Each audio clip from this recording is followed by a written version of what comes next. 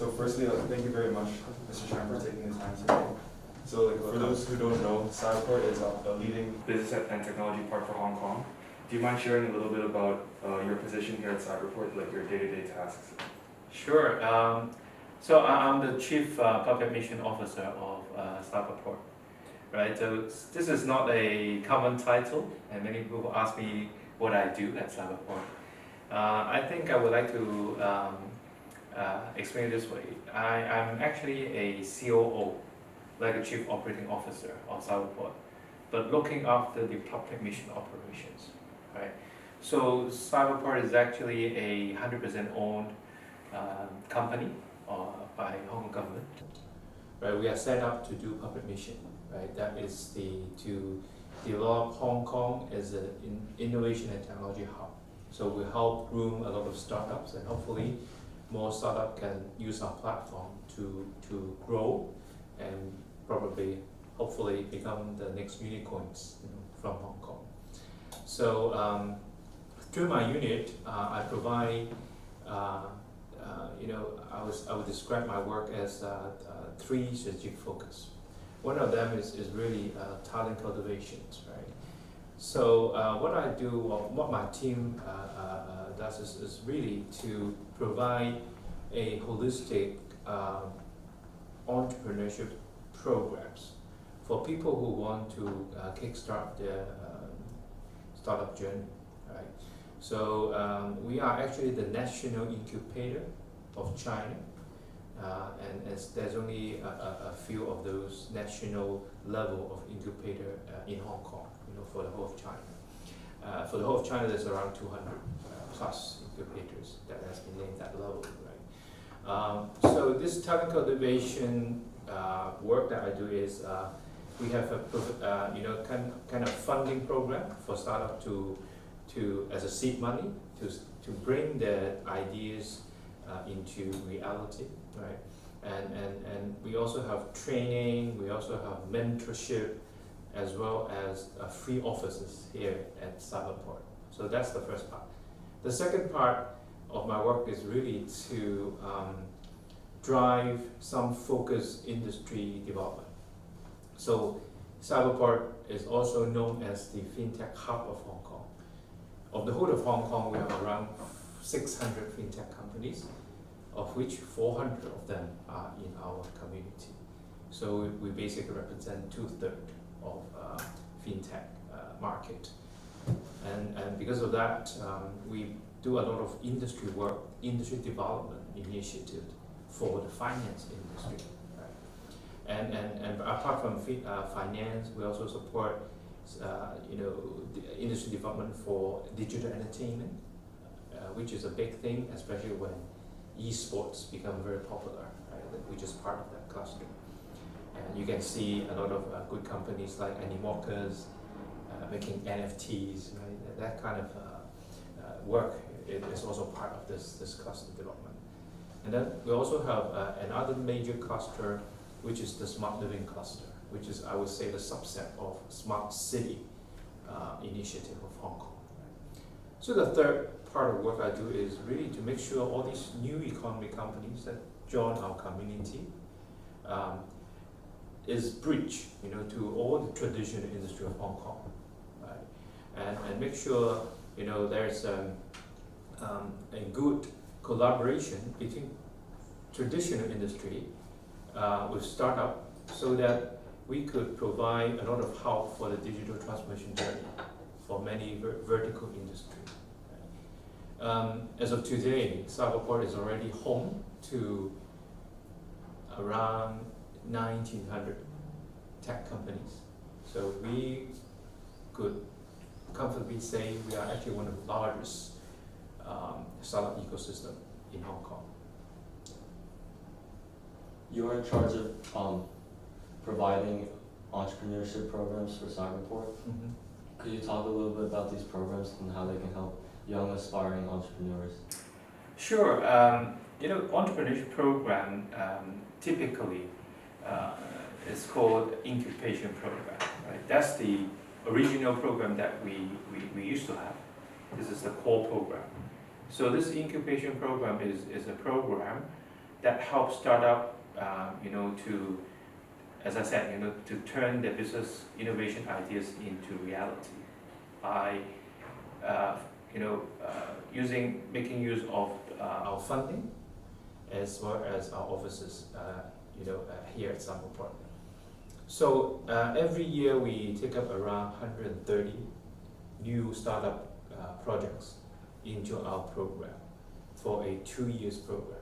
So you can say that at any one time, we are taking care of around 260 incubation program companies, or we call them incubate. Right? Well, many people say that funding is important, right? Especially when people want to kickstart the new idea. Yes, funding is important, as well as a working place is important. But the way we see it is our real value, to this startup is really to lower the entry barrier by providing them some seed money. But the actual value that we provide to them is to help them, get the business, of reference customers, right? Someone to buy your services. That's very important to prove really their proposition is working, in the Hong Kong context. And secondly, we also help them to get access to investors, right? As well as technology partners and professional services firm. This kind of network, I would say, is actually even more important, than money and working space. When we first started, this entrepreneurship program, that's the only program that we had. But over the years, we realized that we need to do more than just the incubation program. So we started to work on both upstream and the downstream, which means we want to make sure that we put more focuses on preparing, a pipeline of good startup companies into our program. Hence, we start working with, young professional, youth group, as well as universities. And now we even go beyond universities to secondary schools, right? To actually groom more talents and attract them into the innovation and technology sector. So we have two what we call the pre-incubation program. One is what we call the Cyberport University Partnership Program. That is to encourage students, forming teams and joining a sort of competitions. And when they win the competitions, they actually get a chance for us to bring them to a top business school overseas for an overseas entrepreneurship boot camp. So in 2019, I actually brought around 50, 60 university students from all the different universities of Hong Kong to US and visit the Chicago Booth School of Management. And there we stay around 8 to 9 days where they had the entrepreneurship boot camp. And we also arrange company visits to startup and others. And then that's one program. And the second program that we have, I would say the pre-incubation, is really what we call the Cyberport Creative Micro Fund. That's a program that gives you $100,000 just to get you started with turning your idea into a solid business plan and possibly a prototype for you to get ready to apply to our core incubation program. That's the upstream. Downstream, we provide programs like market development support scheme, which is to help startup having proven themselves. They can then take their idea and expand beyond Hong Kong, to Asia, Southeast Asia, or the Greater Bay Area of China and many other places, even to the US and Europe. And then we have another program that helps them to join the most famous accelerator to help them scale up and in their unicorn journey, right? That's the Cyberport Accelerator Support Program. So all these are just part of the entrepreneurship program that we provide. The Hong Kong startup scene has recently seen, a huge boost in traction, I'd say, largely due to increased government support and funding. So, your role in Cyberport, how do you approach the task of nurturing and really empowering entrepreneurship? Yes, I think first of all, I strongly believe that today is actually a golden opportunity for people that have these aspirations, to start a business themselves. Right? This is the best time to do startup because there's policy, there's resources, there's platform like Cyberport that can help you, get started with your brilliant ideas. I think one important thing is really to make sure we have enough talents joining the startup ecosystem, which is, I would say, one of the key success factors. Because for many startups, they only started with a few people, and you need good people, right? And that's why talent cultivation has been so important. Right? But then we also help, many of the startups, apart from leveraging the program that we provide, the training that we provide, we also help them to tap into industry, as I said, right? We work with industry partners and invite them to use Cyberport Startup as the extended innovation arm, and so that they can address the pain points of various different industries. To disrupt them, to improve their industry, especially to get rid of the inefficiencies within a particular industry. Right? And the last thing is, I think anyone who has the aspirations to become the next unicorn, Hong Kong is just too small market. So we help them to not just be successful in Hong Kong, but also leverage Hong Kong as a springboard to go outside, to access markets in various different areas. And we help them through our partnership.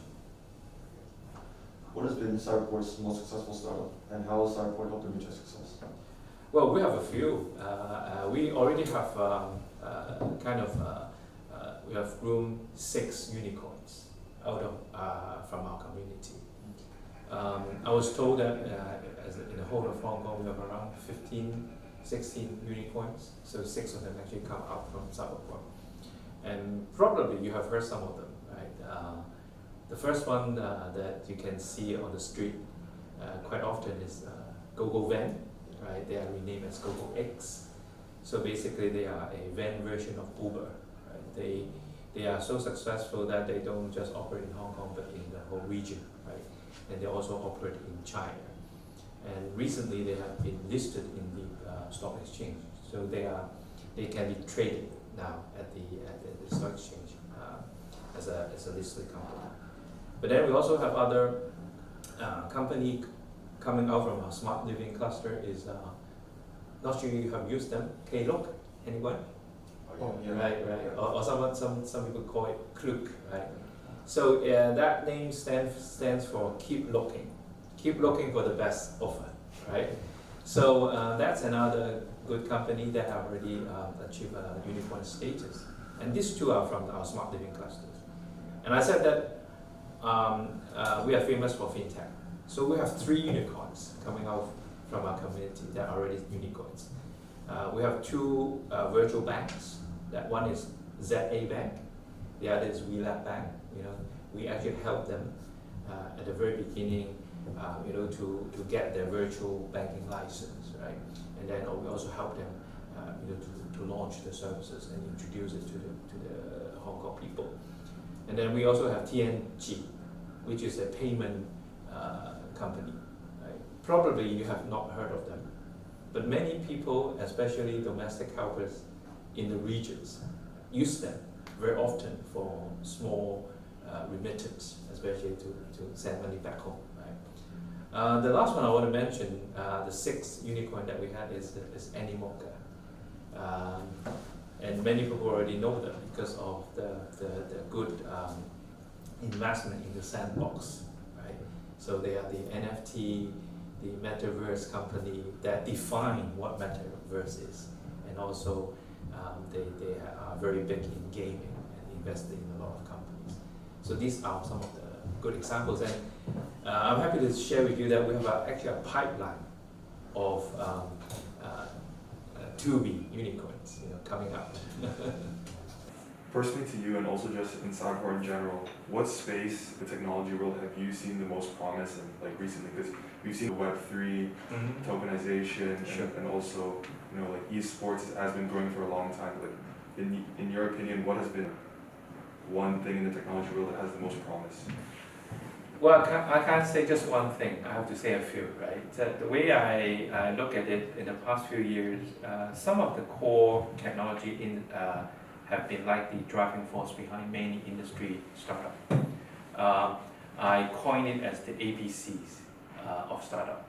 A stands for AI, which already includes things like big data, machine learning, you know, all these very good stuff, you know, that help automate a lot of industry as well as providing, intelligence, analytics, for many applications. B stands for blockchain, and that provide the fundamental technologies, which is for crypto, virtual assets, NFTs, and many others. Right? And the third is really cybersecurity, the C, right? Because everything is becoming digital, and we need a good bulletproof cybersecurity to make sure there's no fraudulent usage or any hacking activities, right? Especially when there's so many fintech that deals with so much money, right? So these three, I would say, are the most prominent technology foundations for many startups. I think a question that a lot of people have would be regarding COVID, because it's been going on for what feels like forever, but especially in Hong Kong now, things are still very restricted. So how has COVID in general impacted Cyberport in any good or bad ways? Well, I think the pandemic has affected all industry, not just Hong Kong, but for the whole world. And we saw startup having a lot of challenges like many other industry. Well, there's more kind of a hesitation from the investment world, right? Especially early stage companies, right? But then, as a Chinese saying, when there's a threat, there's always opportunities. And many of the startups have managed to turn this crisis into their opportunities by leveraging the possibility to speed up digital transformation, right? I remember, first of all, there's a company that focuses on providing digital logistics, for physical conferences, right? It provides all these kind of support, for you to register a physical conference, the registrations, the networking platform when you were there, and things like this. But when COVID came, all the physical conferences got cancelled or delayed. So you imagine that they would be the most hit, right, hard hit company. But then they quickly realized that what they have is actually a virtual platform that could be transformed into a virtual platform for people,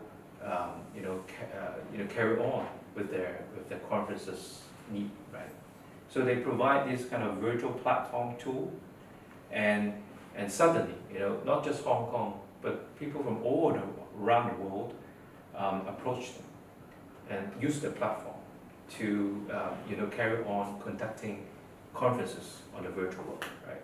So that's one example that their business has been triple, if not quadruple, as I was told by the CEO. Right? And another thing that happened was I remember that I brought around 20 plus companies together at the beginning of the COVID to a conference room like this. So we were kind of pretty much worried about how COVID is going to hit Hong Kong. That was actually I remember it was Chinese New Year in 2020 when COVID just started. So we realized that there's actually room for the startups to make use of the technology to help Hong Kong fight COVID.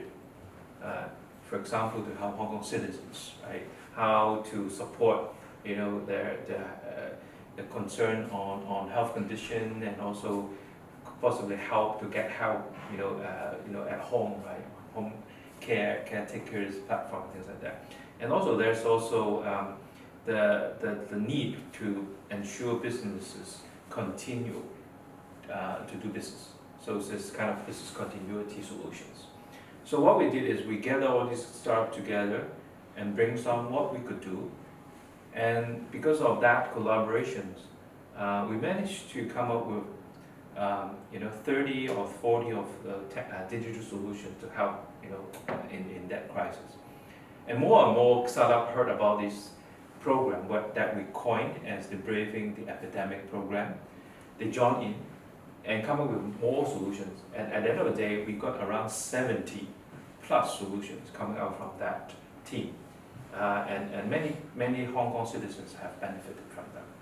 And one of the good story I would like to share is we asked GoGoVan, another two logistic company called Pickup and Toby, to help collect saliva specimen for people that need to be quarantined, and bring that specimen to the government laboratory for testing, because that's the real need during COVID. And it was not a money-making business. They had to set up a dirty team to do that. But at the end, many citizens benefit from their services.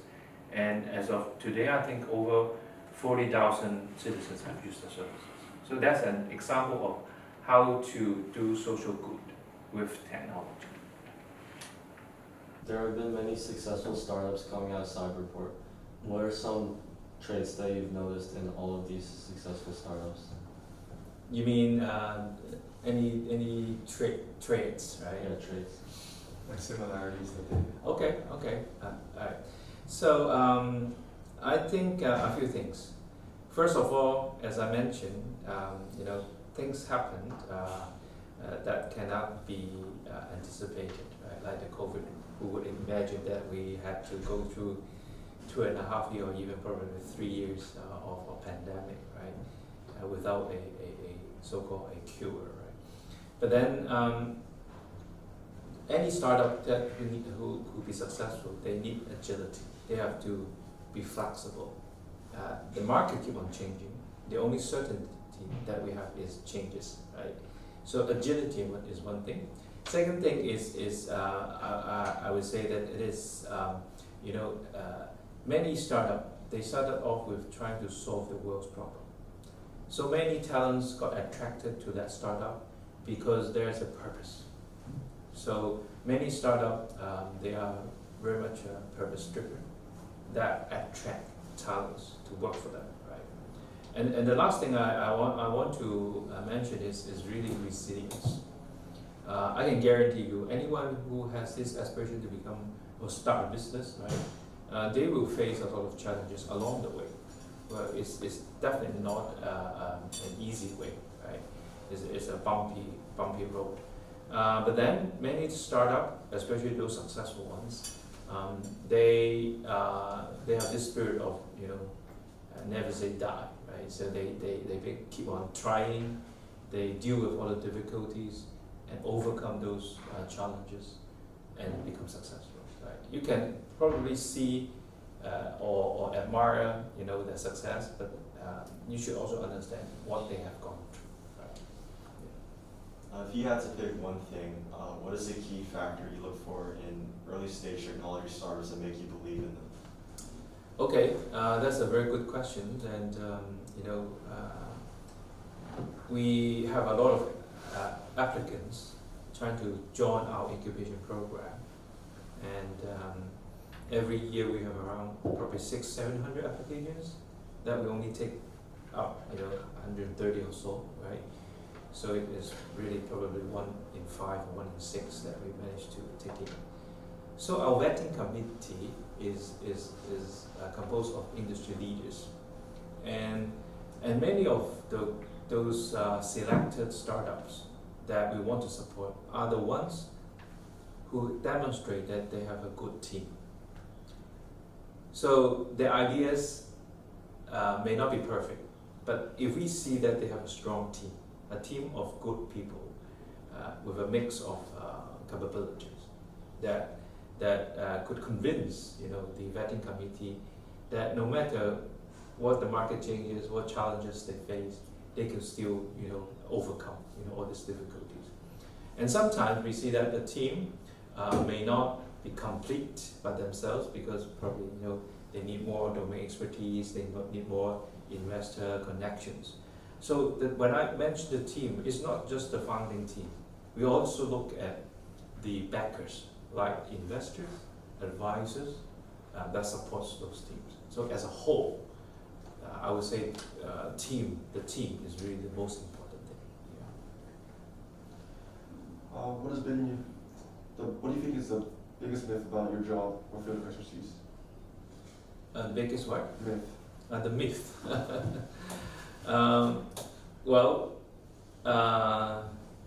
If I have to mention, people always believe that as a public mission, especially as a incubator like us, right? So they come to us for money, and they come to us for office space, a very nice environment, right? That's true. That's something that we could offer. But as I already said, these are what I see is like a very primitive type of support. The real value that my team does as a public mission team is we provide, more than that. The real value add is what we have set up as the strategic partnership, right? We call it CXN, the Cyberport networks. So we have a few. We have a Cyberport enterprise network that help connect our startup to the enterprises, to help them get businesses. We have the Cyberport investor network, CIN, that helps them connect to the investors for the necessary funding, right? So we have CTN, Cyberport Technology Network, that connecting them to people like Google, AWS, Microsoft, whatever, right? That makes sure that they can appreciate and make use of the latest and greatest technologies that are available to them, right? So that they can actually cook up the solutions and bring it to market as soon as possible. And then we have the Cyberport Professional Network, where we have the Big Four, we have lawyers helping to put the IP and many others that support the scale-up journey. So I would say these are the real values as far as I see it, rather than just the money or the working space. Recently, what do you think is like the biggest challenge that Cyberport faces at the moment? Biggest challenge? And how have you been able to tackle that challenge? Okay. This is a challenge that we have been facing not just recently but all along. As I said, right, the most important thing is team, right, for any startup to be successful, and the talent shortage is the real challenge, right? We need good people like you guys, right, to get interested in startups, right? So and recently we are seeing a drainage of shortage, right? And many people, have a lot of, development and avenues, right? So the way we do it is we are not now telling this good story about startup or this innovation and technology sectors as a good career options to many people, against the conventional wisdom that most parents or even students would imagine that it's only to become a medical doctor or lawyers or even accountants are the safest bet. But we would encourage people to consider innovation and technology, startup, entrepreneurship as a good career options, for growth and exposure. Adding on to that point, I think like a lot of people have a lot of pressure to get a very stable job, even though they do have the aspiration to start their own company. So like if someone is in that mindset, what piece of advice would you give them? Okay, that's a very good point. First of all, startup is not for everyone.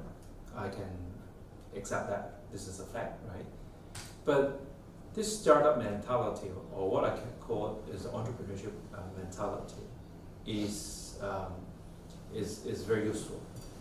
And what I'm saying to many young friends is maybe entrepreneurship as your first job could be a good option, right? No matter you are successful or not. I mean, many startups fail, right? That's a reality. But even if you fail, and at the end of the day, you consider that startup is not my cup of tea, you still want to go back to finding a stable job in a big company, that's fine. But I can guarantee you that all major companies, conglomerates, multinational companies, they would love to have people with the entrepreneurship experience, which is important. People talk about entrepreneurship these days, right? So this experience will be useful, will be precious to you, no matter what you want to continue or not. But if you want to continue, obviously I would support that, and hopefully we can see some of those become the next unicorns of Hong Kong. In your opinion, what is the most important personality trait or strength to help someone succeed in the tech startup space? Well, I would say a few things. First, you have to stay curious, curiosity, right? As a tech person myself, I've always been fascinated by the technological advancement, right? But it's not just technology curiosity, but curiosity in all sorts of things. Because what startup is doing is really to make use of technology to solve some of the existing problems that many people have not been able to do so. So you have to be curious about how the world works, and how you might want to, get rid of some of the existing problems. The next thing I would imagine that it's really a courage to make a difference with your life, right? And startup is a good way to prove it, because you actually go about, doing something about it, right? And try to make some changes, to the existing world. The last thing I would say, it would be to stay humble, right? I've been working in the industry for over 30 years. I still learn a lot of things every day. So to be a good startup, you need to do so. And if you want to do that, you need to listen to people, and no matter who you talk to, there's definitely something that you can learn from the other person, right? So these probably are very important if you want to be successful. Well, you've had the chance to partner with and talk to many of the technology founders and leaders in Hong Kong. Mm-hmm. What is one piece of advice you give to somebody starting out, like in your career in the technology space? Okay. Well, I talk about all these aspirations to become successful with unicorns and everything like this, but I would see that the real drive for you to continue on this journey is to have a good purpose, right? A good purpose in life. That's how most startup, get started. And you always have to go back, to the drawing board and remember why you all started this, kind of journey. Right? So having this solid belief of something, many people now are driven by, sustainabilities and how to save the world, right? Or help, solve poverty, right, in the world. These kind of things are important. I think these are the real, motivation for many young people today, right? Hong Kong, to be honest, it is a lot more affluent, than 30 or 40 years ago. Money is important, but this is not the true motivator for most young people. And it's really, these long-lasting values, that could motivate people and help people to stay hungry and continue to work on what they started to do. As you know, you've worked in Hong Kong's biggest telecom group, PCCW. Yeah. How's your experience in PCCW help with your current role today? Well, I've worked in a few companies, right? PCW, HKT is one of them, and also I've worked in Hutchison Telecom and a couple of others. I started my career as an engineer, so the technology background was very useful to me, so that I can understand, what these startup ideas are all about, especially the tech startup, right? Second thing is, in my career of doing business development and product development, I also got a little bit of understanding of various different industries, the pain points, the need for digital solutions, and that also helps a bit, right? And the last thing I would say, which would be useful to many startups, which I always use to help, is my professional network, right? So I can always help bridge, many of the startups to the industry stakeholders that I know of throughout the years, and no matter to be ultimately the investors or corporates that ultimately buy the solutions, or even both, right? Both investment and adoption, as well as people who can work with them to produce the solutions, to manufacture, their ICT solutions. These are all very good, useful, right? So I guess it applies to all the industry. You need good contacts and good network. And obviously, by working in major companies, big companies, that helps a lot. What would you say your mission is for Cyberport? How would you like to see it in 10 years' time? Okay, well, this is really the real and true reasons why I joined Cyberport. After working in the commercial world for so many years, I think it's a time for me to do something for Hong Kong and kind of give back to the society. So I'm actually excited every day, coming back to Cyberport to help, young people, realizing their dream. So my hope and my vision is to continue to help Hong Kong to become a truly leading international technology innovation hub, right? Good news is we got support from government that we are just starting our Cyberport expansion projects. So we are building our Cyberport Phase 5 close to the waterfront park, right? So hopefully with that in place in 2025, we're going to take up another 600-700 startups into our community. And as a whole, Hong Kong, together with other ecosystems, I think as far as also the policy and the support from the Chinese government, especially Greater Bay Area policies, I have confidence that we could do it with the help of, our younger generation like you guys. Thank you very much. That's all the questions we have for today, but thank you very much for the time. Thank you. Thank you. You're welcome. Thank you.